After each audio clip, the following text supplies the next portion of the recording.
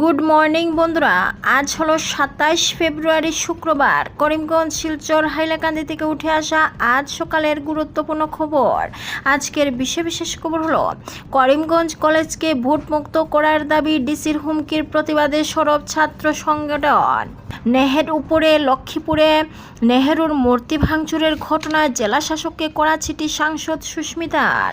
শাসক বিজেপি জোট 103টি আসন পাবে দাবি মুখ্যমন্ত্রীর। হাইলাকান্দিতে খাদ্য প্রক্রিয়াকরণ শিল্পের ইউনিট স্থাপন কেন্দ্রের বিবেচনাধীন। কাটিগড়ায় বাইকের ধাক্কায় প্রাণ গেল মহিলা। বিদায়ী ইউনূসের বিরুদ্ধে 4 মামলার ঘোষণা বাংলাদেশে। বাইপাস কাণ্ডে অপরাধীদের শাস্তির দাবি মহলা সাংস্কৃতিক সংগঠনের। চেংকুরি বাইপাস কাণ্ডের প্রতিবাদ ধিক্কার শিলচরে। এবার বিস্তারিত খবর। বিস্তারিত যাওয়ার পূর্বে আপনাদের যদি আমার ভিডিওটিকে ভালো লেগে থাকে তাহলে অবশ্যই একটি লাইক করে দেবেন এবং প্রতিদিন প্রতি মুহূর্তের তাজা খবরাখবর পেতে চ্যানেলটিকে সাবস্ক্রাইব করে রাখবেন, সঙ্গে নোটিফিকেশন বেলটি অবশ্যই ক্লিক করে রাখবেন। তবে এবার শুনুন বিস্তারিত। করিমগঞ্জ কলেজকে ভোটমুক্ত করার দাবি ডিসির হুমকির প্রতিবাদে সরব ছাত্র সংগঠন।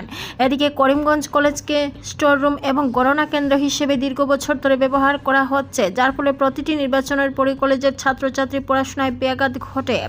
ছাত্রছাত্রীর স্বার্থে আগামীতে করিমগঞ্জ কলেজকে যাতে স্ট্রং রুম হিসেবে ব্যবহার করা না হয় সেই বিষয়ে জেলা শাসক প্রদীপ কুমার ত্রিবেদীর সঙ্গে আজ এআইডিসির এক প্রতিনিধি দল সাক্ষাৎ করলে তাদের রীতিমতো প্রশাসনিক কর্তার রোষের মুখে পড়তে হয় বলে অভিযোগ। নির্বাচন পরবর্তী স্টোররুম এবং ভোট গণনার কাজে কলেজকে দীর্ঘদিন আবদ্ধ করে রাখার জন্য ছাত্রছাত্রী পড়াশোনায় ব্যাঘাত ঘটে। স্মারকপত্রের মাধ্যমে এ ব্যাপারে দৃষ্টি আকর্ষণ করতেই ছাত্র সংগঠনের কর্মকর্তারা জেলার প্রশাসনিক সর্বময় কর্তা জেলা শাসকের সঙ্গে সাক্ষাৎ করেছিলেন। তাদের দাবি সম্পর্কে অবগত হওয়ার সঙ্গে সঙ্গে জেলা শাসক ক্ষেপে ওঠেন বলে ছাত্র সংগঠনের পক্ষ থেকে অভিযোগ করা হয়। এটা তার নিজের এখতিয়ারের বিষয়, এ ব্যাপারে অন্য কোনো মতামত নেওয়ার প্রয়োজন নেই। জেলা শাসকের এমন মন্তব্যের পর প্রতিনিধি দলের কর্মকর্তারা তাকে সাফ জানিয়ে দেন, গণতান্ত্রিক দেশে প্রত্যেকের মত প্রকাশের স্বাধীনতা রয়েছে। করিমগঞ্জ কলেজকে নির্বাচনী কাজে ব্যবহার করতে দেওয়া হবে না। প্রয়োজনে ছাত্র আন্দোলন গড়ে তোলা হবে বলে প্রতিনিধি দলের সদস্যরা জেলা শাসককে জানিয়ে দেন এবং আন্দোলন গড়ে তুলতে তিনি শারীরিক নিগ্রহের হুমকি দেন বলে ছাত্র সংগঠনের এআইডিসির প্রতিনিধি দলের সদস্যরা অভিযোগ করেন। দ্বিতীয় খবর, চেংকুরি বাইপাস কাণ্ডের প্রতিবাদে ধিক্কার শিলচরে। এদিকে চুপ করে থাকা যখন শব্দহীন পাপ তখন গর্জে ওঠাই শ্রেয়। বুধবার সন্ধ্যায় শিলচরের নাজিরপট্টিতে গুলদিঘি মলের সামনে সম্মিলিত প্রতিবাদ সভায় শিলচর শহরের চেংকুরি বাইপাসে নির্যাতিতার শিকার মেয়েটির নাম বিচারের দাবিতে ন্যায় বিচারের দাবিতে বিক্ষোভ সমাবেশ থেকে জোরালো আওয়াজ উঠল। অপরাধীদের দ্রুত দৃষ্টান্তমূলক শাস্তি দিতে হবে। তরুণীর উপর বর্বরচিত নির্যাতন ছিনতাইয়ের ঘটনায় ধিক্কার জানিয়ে সম্মিলিত প্রতিবাদ ধ্বনি হয় বিক্ষোভ সমাবেশ স্থলে। শহরের বিশিষ্ট নাগরিকদের আহ্বানে প্রতিবাদী সভায় আহ্বকরা যথাক্রমে দুলালী, গাঙ্গুলি, স্নিগ্ধানা, সুকল্পা দত্ত প্রমুখ বলেছেন। সংবাদ মাধ্যম থেকে জানা যায় যে গত বৃহস্পতিবার রাতে চেংকুরি বাইপাস এলাকায় একটি গাড়িতে বসে থাকা এক তরুণী এবং তার সঙ্গীকে লক্ষ্য করে হামলা চালায় 7 দুষ্কৃতীর একটি দল। অভিযোগ অনুযায়ী যুবকটি আটকে রেখে তার চোখের সামনে তরুণীকে নির্যাতন করে এবং তাদের কাছ থেকে ইউপিআইডি এর মাধ্যমে 10,000 টাকা ছিনতাই করে।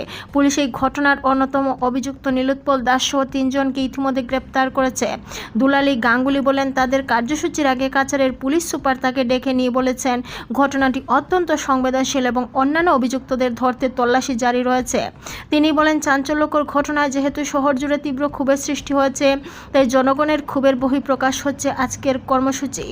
এদিনের কার্যসূচিতে উপস্থিত শহরের বিশিষ্টজনেরা বরাক উপত্যকার আইনশৃঙ্খলা, নারী নির্যাতনের বিষয়ে গর্জে ওঠেন। 3 নম্বর খবর, শাসক বিজেপি জোট 103টি আসন পাবে দাবি মুখ্যমন্ত্রীর। এদিকে আসন্ন বিধানসভা নির্বাচনে বিজেপি নেতৃত্বাধীন শাসক জোট 103টি আসন পাবে। 40টি আসনে বিজেপির নতুন মুখ দেখা যাবে।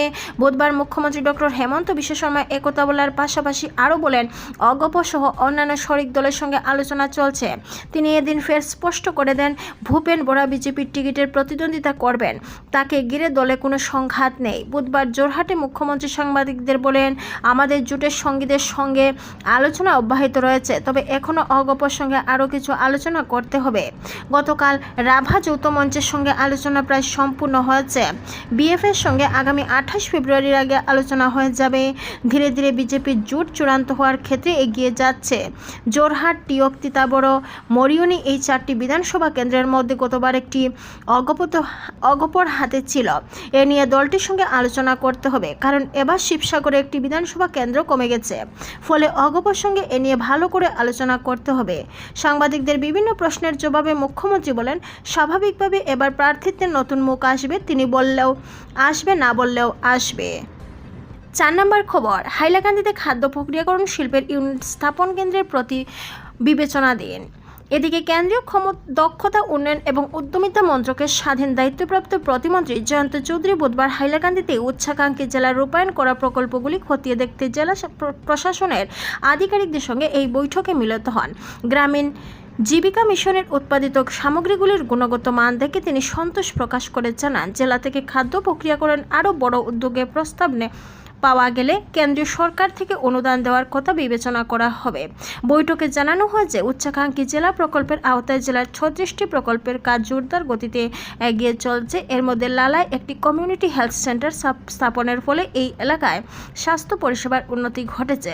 পাশাপাশি কাটালীছড়ায় ব্যর্থ ওয়েটিং হোম স্থাপনের ফলে এই এলাকায় বাড়িতে শিশু জন্মের হার হ্রাস পেয়েছে এবং সরকারি ক্ষেত্রে শিশু পর্যালোচনার মান বেড়েছে। 4 নম্বর খবর, লক্ষ্মীপুরে নেহেরুর মূর্তি ভাঙচুরের ঘটনায় জেলাশাসককে কড়া চিঠি সাংসদ সুস্মিতার।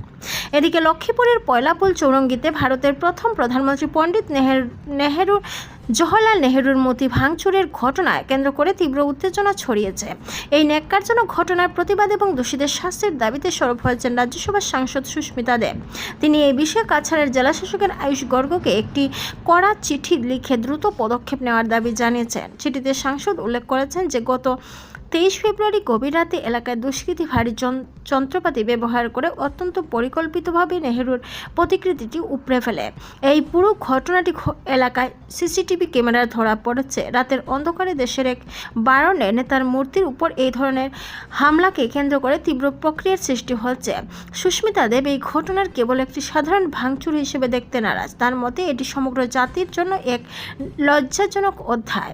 জেলা শাসকের কাছে তিনি প্রধানত 3টি দাবি রেখেছেন। সিসিটিভি ফুটেজ খতিয়ে দেখে দোষীদের চিহ্নিত করতে হবে এবং দ্রুত আইনের আওতায় আনতে হবে। ভেঙে ফেলা স্থানে জেলা প্রশাসনের নিজস্ব খরচে পুনরায় পণ্ডিত নেহেরুর প্রতিকৃতি স্থাপন করতে হবে। 5 নম্বর খবর, কাটিগড়ায় বাইকের ধাক্কায় প্রাণ গেল মহিলার।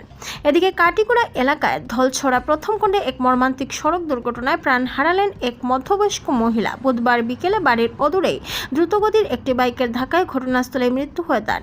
এই দুর্ঘটনাকে ঘিরে এলাকা জুড়ে শোক ও ক্ষোভের ছায়া আবহাওয়া সৃষ্টি হয়েছে। মৃত মহিলার নাম ছায়ারানী ছন্দ। স্থানীয় সূত্রে জানা গেছে, প্রতিদিনের মতো এদিন বিকেলে 5টা নাগাদ তিনি বাড়ির সামনে রাস্তায় দাঁড়িয়েছিলেন। ঠিক সেই সময় আচমকা বেপরোয়া গতিতে আসা একটি মোটর বাইক নিয়ন্ত্রণ হারিয়ে তাকে সজোরে ধাক্কা মারে। ধাক্কায় তীব্রতায় তিনি রক্তাক্ত অবস্থায় রাস্তায় লুটিয়ে পড়েন। স্থানীয়রা ছুটে এলেও তাকে আর বাঁচানো সম্ভব হয়নি। ঘটনাস্থলে তার মৃত্যু ঘটে।